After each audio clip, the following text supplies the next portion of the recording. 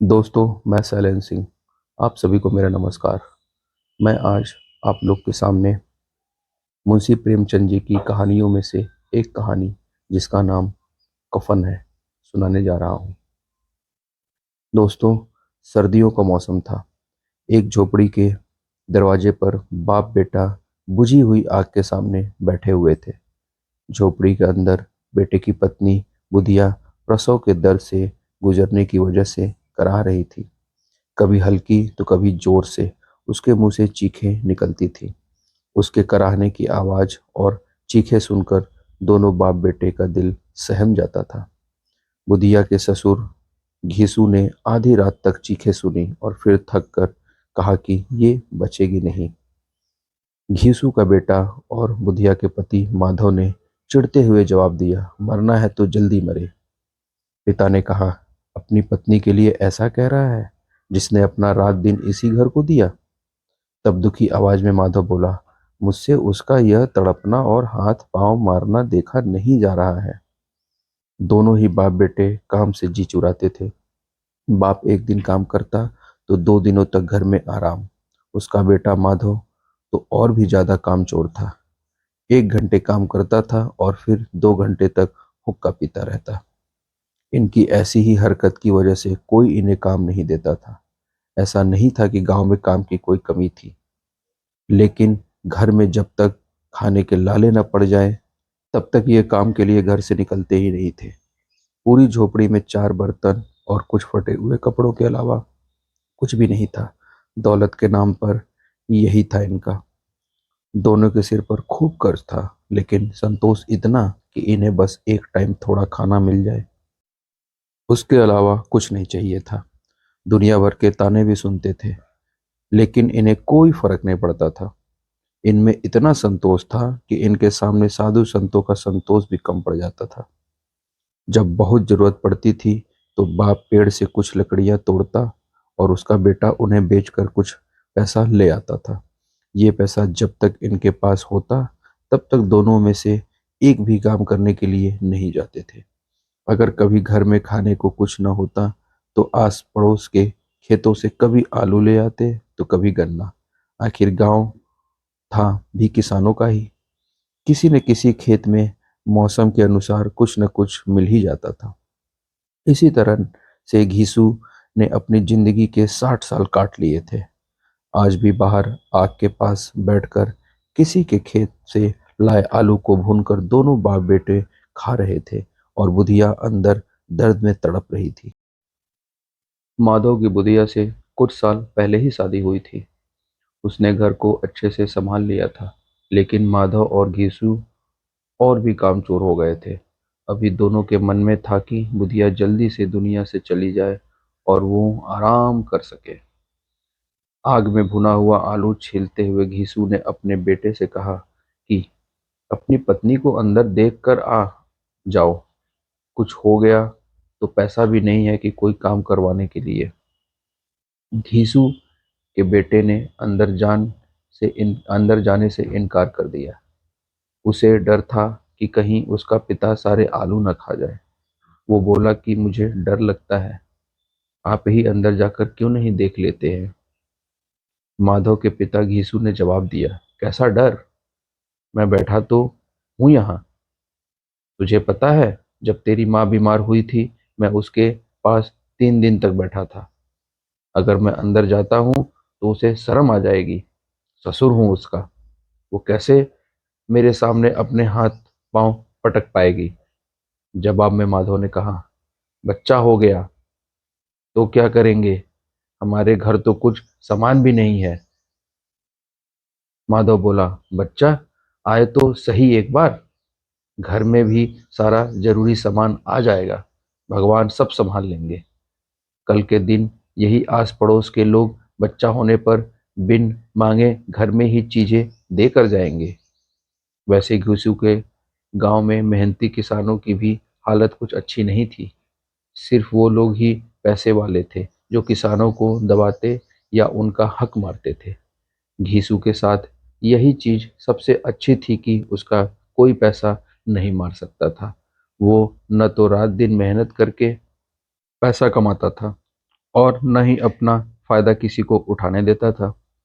कोई काम देने आ भी जाए कभी तो 3-4 गुना ज्यादा मजबूरी की रकम बता देता था। घीसू को इसी बात की तसल्ली थी कि वो दूसरों की तरह रात दिन मेहनत करके भी फटे हाल में नहीं था। वो तो मेहनत करता ही नहीं था और अपनी जिंदगी को मजे से जीता था। उसके साथ के लोग मुखिया या गांव का दूसरा ओहदा हासिल कर चुके थे, लेकिन वो गरीब का गरीब ही था। इस बात के लिए गांव के लोग उसे कोसते थे, पर मजाल है कि घीसू को कुछ देर के लिए भी बुरा लगे। घीसू और माधव को भूख इतनी लगी थी कि वो गरम गरम आलू खाकर अपनी जीभ जला रहे थे। आंखों से आंसू निकल रहे थे, लेकिन पेट की आग बुझाने के लिए वो गरम गरम आलू को निगल कर उसकी आग को पेट तक पहुंचा देते। ज्यादा गर्म आलू खाने की वजह से दोनों की आंखों से पानी निकल रहा था, पर भूख तेज थी, इसलिए दोनों में से कोई रुका नहीं। आलू खाते हुए ही घीसू को 20 साल पहले निकली ठाकुर की बारात में मिली दावत याद आ गई। उस दावत में जिस तरह से पेट भर कर घी में तली हुई पूड़ियाँ, कचौड़ियाँ और दूसरे व्यंजन खाने को मिली थी, वैसे दोबारा कभी नहीं मिला। यह सब सोचकर घीसू मुस्कुराया। तब तक आग में भुने हुए आलू को खत्म हो चुके थे। अब घीसू और उसके बेटे ने हाथ धोया और दोनों सो गए। उधर बुधिया अभी भी दर्द से कराह रही थी। रात भर अच्छे से सोने के बाद जैसे ही माधव की नींद खुली तो सबसे पहले अपनी पत्नी को देखने के लिए गया, लेकिन तब तक उसका शरीर ठंडा हो चुका था। उसके पेट में बच्चे के मरने की वजह से बुधिया की भी मौत हो गई थी। माधव भागते हुए अपने पिता के पास गया और उसे बुधिया का हाल सुनाया। यह सुनते हुए माधव जोर जोर से रोने लगा और उसका साथ देते हुए घीसू भी हाय हाय करते हुए अपनी छाती को पीटता तो कभी सिर के बाल नोचता। इतना शोर सुनकर आस पड़ोस लोग दौड़ते हुए आ गए। सबने बुधिया की मौत पर शोक जताया और चले गए। जब माधव और घीसू रोने पर ज्यादा वक्त बर्बाद नहीं कर सकते थे, क्योंकि उन्हें कफन और लकड़ी का इंतजाम करना था। घर में तो इतने पैसे थे नहीं कि इन्हें खरीदा जा सके। पूरा घर टटोलने पर भी दोनों को एक पैसा नहीं मिला।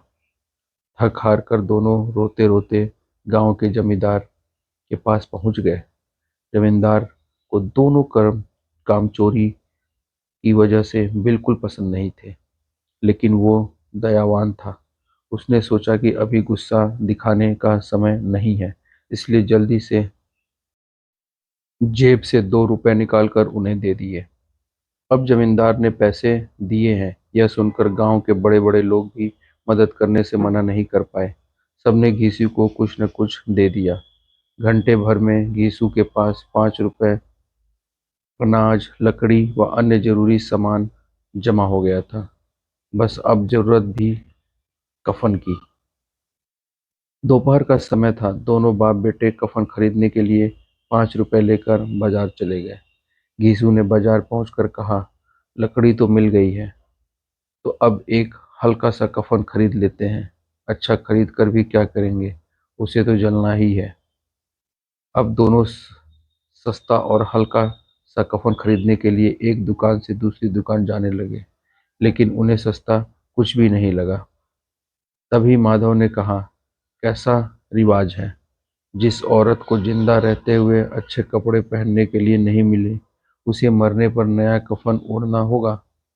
ये 5 रुपए वाले मिलते तो अच्छे से दवाई कर लेते, शायद आज वो जिंदा होती।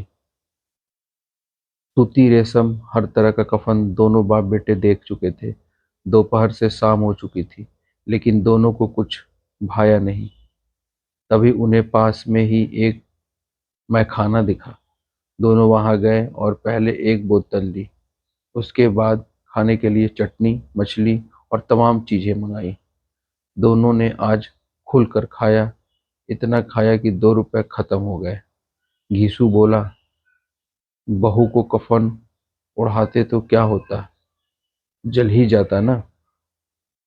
कुछ भी बहू के पास तक नहीं पहुंचता, लेकिन आज इतना खा लिया है कि मन तृप्त हो गया। उसे हमारी दुआएं लगेंगी। बड़े लोगों के पास खूब पैसा हो तो वो नए कफन में फूंकते हैं। बेटे ने पूछा, जब लोग सवाल करेंगे कि कफन कहाँ है तो क्या कहेंगे उन्हें? घीसू ने हंसते हुए कहा, उन्हें कहेंगे पैसे कहीं गिर गए और खूब ढूंढने पर भी नहीं मिले। भले ही लोगों को विश्वास न हो, लेकिन कफन वो खुद ही ले आएंगे या रुपए देंगे। अपने पिता की इस बात पर माधव भी जोर जोर से हंसने लगा और फिर बोला कि बहुत अच्छी थी बुधिया, जाते जाते हमें खूब खिला गई, उसे स्वर्ग में ही जगह मिलेगी। अब बचे हुए पैसों से घीसू ने और पुड़िया मंगवाई और साथ में अचार भी। मजे से दोनों पुड़िया खा रहे थे। खाते खाते घीसू ने कहा कि हमारी आत्मा खुश हो रही है तो उसे पुण्य तो मिलेगा ही। माधव ने भी सिर हिलाते हुए हाँ कहा। कुछ देर सोचकर माधव बोला कि ऐसा भोजन कभी नहीं मिला था हमें, उसे स्वर्ग में जगह तो मिलेगी ही। आखिर उसकी वजह से हम ये सब खा पा रहे हैं। फिर माधव ने कहा कि क्या हम लोग भी एक दिन स्वर्ग जाएंगे? माधव के इस मासूम सवाल का घीसू ने कोई जवाब नहीं दिया और कहा कि चुपचाप से खाना खाओ। वो इस वक्त ऐसी बातें करके अपना आनंद कम नहीं करना चाह रहा था। फिर माधव ने पूछा, अगर बुधिया स्वर्ग में हमसे पूछेगी कि मेरे लिए कफन क्यों नहीं लाए तो हम क्या जवाब देंगे? घीसू पूछने लगा, तुझे किसने कह दिया कि उसे कफन नहीं मिलेगा? बिल्कुल मिलेगा और बहुत अच्छा मिलेगा। कौन देगा? सारा पैसा तो हम खा गए। नाराज होते हुए माधव ने कहा। जवाब में घीसू बोला, वही देंगे जिन्होंने इतना कुछ दिया है। बस इस बार पैसा हमारे हाथ नहीं लगेगा, लेकिन कफन जरूर आएगा। माधव जोर जोर से रोते हुए कहने लगा, स्वर्ग की रानी बनेगी मेरी पत्नी, उसने बहुत दुख झेला है यहाँ। पिता ने उसे चुप कराने की कोशिश की और कहा, रो मत, वो दुनिया के दुख से दूर चली गई। अब दोनों खड़े होकर गाना गाने लगे, नाचने लगे। सब उन्हें देख रहे थे, लेकिन उन्हें किसी से कोई फर्क नहीं पड़ रहा था। नशे में चूर बाप बेटे नैना झमकावे, नैना झमकावे गाते गाते उसी जगह पर गिर गए। कहानी से सीख, इंसान को कामचोरी नहीं करनी चाहिए, वरना जीवन को चलाना मुश्किल हो जाता है। साथ ही ज़्यादा संतोषी होना जीवन में आगे बढ़ने की चाह भी खत्म हो जाती है।